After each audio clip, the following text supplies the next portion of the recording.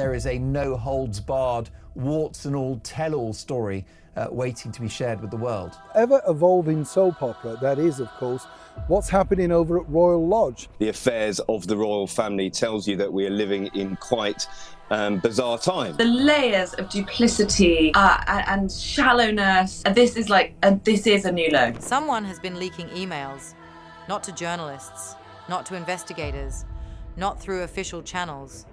These messages are coming from inside the scandal itself, and they're revealing details that directly contradict years of public denials from Prince Andrew. The question isn't just what the emails say, it's who's releasing them and why now. Royal author Andrew Lownie has been following this story for years, and he believes he knows the source, Ghislaine Maxwell, the woman currently serving 20 years in federal prison for sex trafficking. The woman who once moved through the highest circles of British society.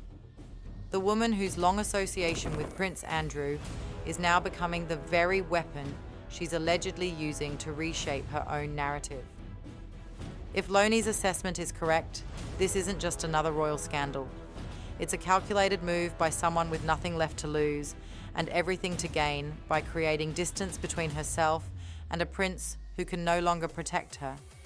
And the emails she's reportedly releasing contain admissions, contradictions, and details that could fundamentally change how the public understands what actually happened. Lownie has spent years researching Prince Andrew's connections to Jeffrey Epstein and the wider scandal. He's interviewed former staff, reviewed flight logs, examined financial records, and spoken with people who witnessed events firsthand. Now he's making a specific claim. The recent flood of leaked emails came from Ghislaine Maxwell herself. Why would Maxwell expose someone she was allegedly close to for years? Lownie's explanation is straightforward: self-interest. Maxwell is in federal prison with limited prospects for early release. Her future depends on cooperation, leniency, or finding some way to improve her position. Creating distance from Prince Andrew serves that goal. Their past relationship, whatever its nature, doesn't protect him now. If leaking information that harms Andrew's reputation helps Maxwell secure better treatment or reshape public perception of her own role, Lownie believes she won't hesitate. Loyalty becomes irrelevant when survival is at stake. There have been long-standing claims that Maxwell and Andrew were once intimately involved.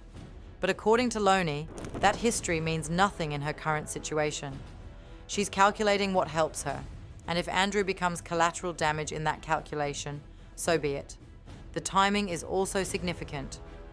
These leaks are emerging now, years after the initial scandal broke, just as Maxwell faces the reality of decades in prison. Lownie suggests she's playing whatever cards she has left, and those cards include emails, messages, and private communications that directly contradict Andrew's public statements. What makes these leaked messages so damaging is how they clash with Andrew's carefully maintained public position. For years, Prince Andrew insisted he had no recollection of ever meeting Virginia Giuffre, the woman who accused him of sexual assault when she was a trafficking victim. He suggested the famous photograph of them together might be fake. He insisted he had no memory of her at all. But according to Lownie, the leaked emails tell a different story. They show Andrew knew exactly who Virginia Giuffre was. He was aware a photograph might surface. He was concerned about it. These aren't external accounts or witness testimony. These are allegedly Andrew's own words in private communications. The most disturbing claim involves how Andrew allegedly encountered Virginia in the first place. Lownie states that emails show Andrew selected her from a set of photographs that Maxwell had sent him. This detail, if verified, paints a grim picture of young women being presented to powerful men for selection, exactly the kind of trafficking operation Maxwell was ultimately convicted of facilitating. Lownie has argued for years that the evidence of Andrew meeting Virginia was overwhelming. Witnesses, flight logs, travel records all aligned.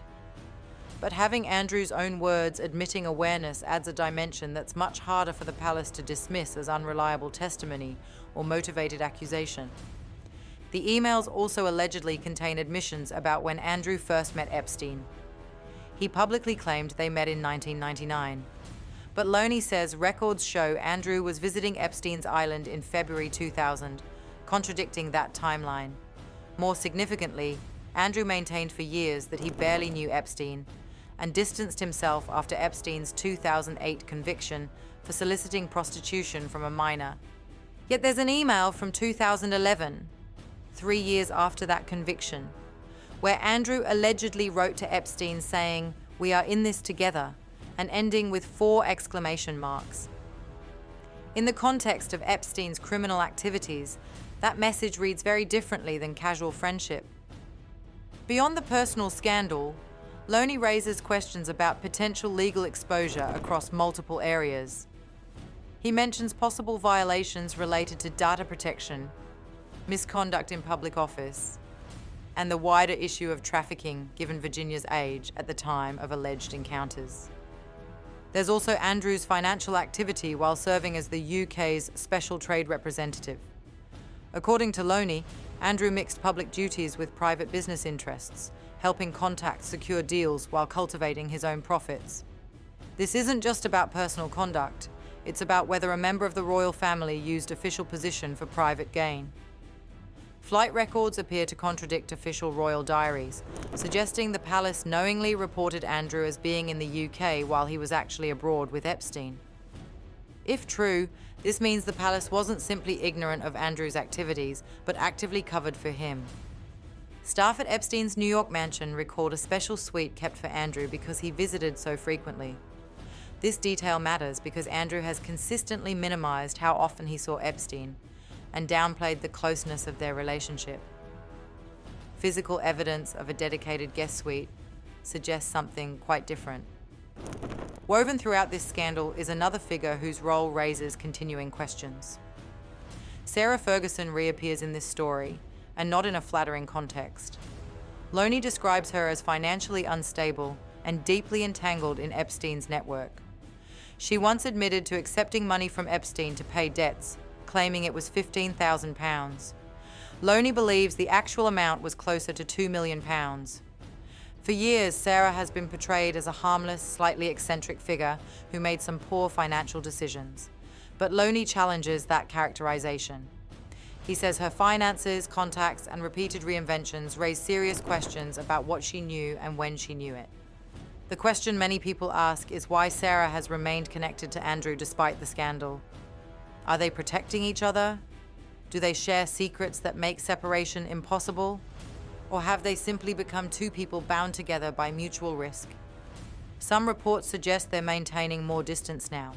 Others claim they're still living together at Royal Lodge. Their relationship remains as complicated and strange as ever, raising ongoing questions about what keeps them tied together despite everything that's emerged. While Andrew faces mounting scrutiny, one person's role in this story has shifted from questioned accuser to vindicated truth-teller. Virginia Giuffre faced years of attacks, accusations, and attempts to discredit her testimony. Andrew's supporters questioned her memory, suggested she was motivated by money, and challenged every detail of her account. But according to Lownie, Virginia's testimony has consistently held up under scrutiny. And now that more evidence has emerged, including allegedly Andrew's own words, the public is recognizing that her courage in speaking out has shaped the entire investigation. Without her willingness to testify despite intense pressure and public attacks, much of this truth would remain hidden. The leaked emails, if they contain what Lownie claims, essentially confirm what she's been saying all along. That's not just vindication, it's a reminder of how often victims are disbelieved until mountains of evidence force the truth into view. Yet the spotlight shouldn't rest solely on Andrew's individual conduct. Lownie points to something larger and more troubling, the palace machinery that protected him for decades. There's been a pattern of delaying, burying, and refusing to engage with investigations. But Lownie says we're reaching a tipping point where public patience has run out, and trust in the palace's judgment is eroding. This isn't just about Andrew anymore. It's about the institution that enabled him. King Charles reportedly made a promise to his mother to keep an eye on Andrew. But according to palace whispers, patience among working royals has worn thin. Staff don't trust him. Senior family members don't want to be associated with him. Courtiers are unwilling to risk their careers by continuing to shield him. The monarchy faces reputational damage that extends beyond Andrew himself. Editors are writing openly about institutional corrosion. Commentators question whether the palace can maintain public trust while protecting members who face serious allegations.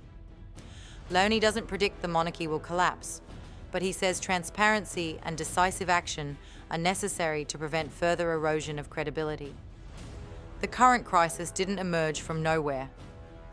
Those who've spent time with Andrew describe consistent patterns going back decades. Teachers from his childhood described him as loud, entitled, and dismissive of authority.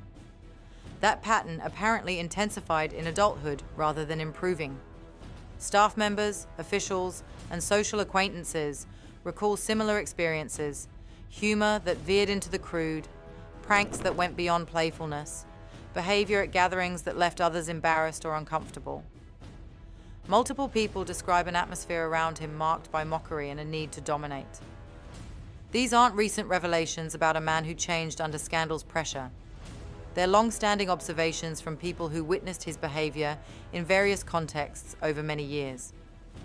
What we're seeing now appears to be consistent with attitudes and habits those close to him recognized long before the wider public became aware. Epstein allegedly called Andrew the king of kink. Former staff describe his frequent visits and special accommodations made for him. The accumulation of these details from different sources and time periods creates a picture that's difficult to dismiss as conspiracy or coordinated attack. Perhaps the most revealing insight into Andrew's character comes from observing what actually troubles him about this scandal. One of the most telling observations Lownie makes concerns Andrew's emotional state. A former staff member told him that Andrew isn't upset about the scandal itself or the harm caused to victims. He's upset that he can no longer appear on the palace balcony or wear his ceremonial robes. His identity is wrapped entirely in being a prince, the status, privileges, and public recognition. There's reportedly no accountability, no remorse about the actual allegations, just anger at losing position. Lownie calls him an intellectual zombie, someone so accustomed to lying that he struggles to recognize truth even when speaking it himself. This raises fundamental questions about whether accountability is even possible. If Andrew's primary concern is lost status rather than the harm caused, what does meaningful reckoning look like? How does an institution address a member who feels victimized by consequences rather than responsible for actions? Looking forward, Lownie believes this is only the beginning. More emails are expected. More witnesses may come forward. Each new revelation makes it harder for the palace to maintain silence or deflect scrutiny. There's even speculation that Andrew might attempt to leave Britain if he believes charges could be coming. Lownie mentions reports of a palace in Abu Dhabi allegedly offered to Andrew, along with protection networks across the Middle East. Thailand is mentioned as another destination from his past. Whether that's realistic or merely desperate speculation, it indicates how seriously some observers take the possibility of legal consequences. The question isn't just about reputation anymore. It's about whether Andrew faces actual criminal or civil liability for his actions. Yet this story extends far beyond one prince's personal scandal. It raises fundamental questions about institutional accountability, how power protects itself, and whether transparency is possible within organizations built on discretion and deference. The palace has historically operated on the principle that silence protects the institution. But in an era where information eventually surfaces, where victims speak despite pressure to stay quiet, and where alleged co-conspirators release emails for their own strategic purposes, silence becomes untenable. If the monarchy wants to protect its future, Lownie argues it must confront its past. Without transparency, the damage will only deepen. The public isn't accepting carefully worded statements anymore. They want answers, accountability, and recognition that powerful people aren't above consequences. The leaked emails, if they contain what's been reported, represent a fundamental shift. For the first time, we may be seeing Andrew's own words contradict his public denials. That's much harder to dismiss than witness testimony or circumstantial evidence. The coming months will reveal whether these leaks lead to legal action, further palace response, or additional revelations. But one thing is clear: the strategy of delay, deny, and wait for public attention to move elsewhere is no longer working. The truth, once buried, is slowly emerging into daylight. That's it for today, folks. See you in the next video.